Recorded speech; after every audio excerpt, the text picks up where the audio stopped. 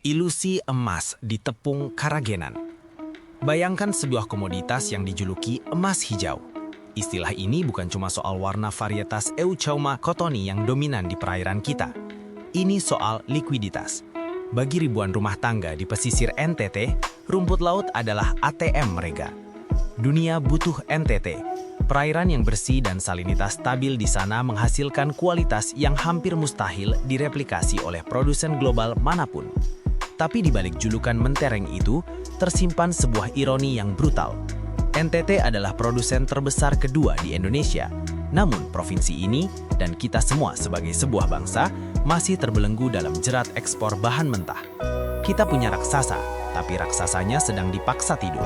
Hari ini kita akan bicara soal bagaimana sebuah potensi ekonomi masif bisa layu bukan karena alam, tapi karena kebijakan yang meradang dan sistem yang tidak pernah benar-benar memihak pada petani. Statistik yang menipu dan paradoks hilirisasi. Mari kita bicara angka, karena angka tidak pernah bohong, meski seringkali membingungkan. Tahun 2023, produksi rumput laut NTT melonjak jadi 1,5 juta ton lebih. Kontribusinya 16% lebih terhadap produksi nasional. Tapi disinilah kegilaannya dimulai. Ada disparitas data yang gila antara pemerintah dan asosiasi industri. KKP bilang 9,7 juta ton, Arli bilang cuma 4,4 juta ton. Perbedaan data ini bukan cuma soal salah ketik kawan-kawan, ini soal ketidakpastian.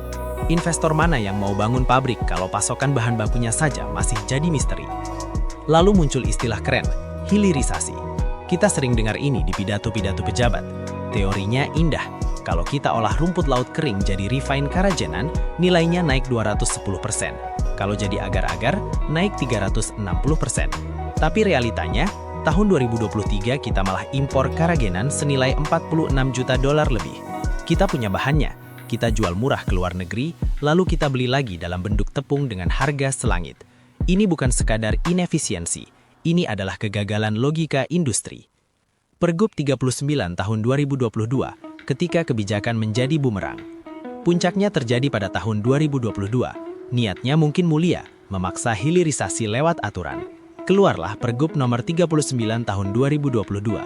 Isinya, melarang pengiriman bahan baku keluar NTT. Logikanya, kalau dilarang keluar, maka pabrik di dalam NTT akan mengolahnya. Tapi ekonomi punya hukumnya sendiri. Larangan ini justru memicu monopoli terselubung. Pasar ditutup, pembeli dibatasi hanya pada 3 perusahaan yang ditunjuk. Hasilnya, harga di tingkat petani yang tadinya bisa menyentuh Rp40.000 langsung terjun bebas ke angka Rp20.000.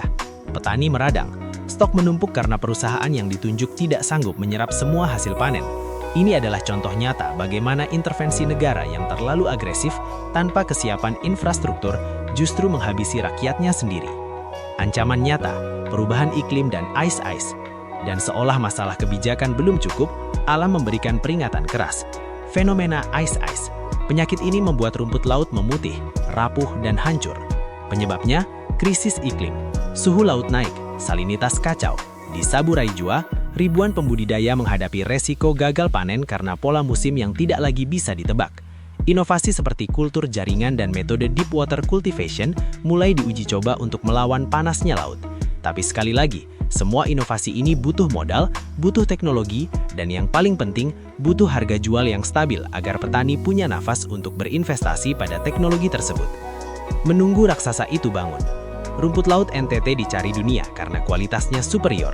Pelabuhan Tenau sudah siap jadi pintu ekspor langsung, tapi kita masih punya pekerjaan rumah yang besar. Kita perlu merevisi kebijakan yang membelenggu pasar, membangun infrastruktur energi di pelosok, dan memastikan petani bukan cuma jadi tumbal industri. Rumput laut NTT adalah simbol dari potensi maritim kita yang luar biasa, namun masih terbelenggu keterbatasan struktural. Jika kita terus membiarkan emas hijau ini hanya dinikmati nilai tambahnya oleh negara lain, maka selamanya raksasa ini akan tetap tidur dalam kemiskinan pesisir kita. Pertanyaan sekarang, apakah kita punya keberanian untuk benar-benar membangunkan raksasa ini, atau kita lebih nyaman membiarkannya tetap menjadi mitos potensi? Terima kasih dan jangan lupa like and subscribe.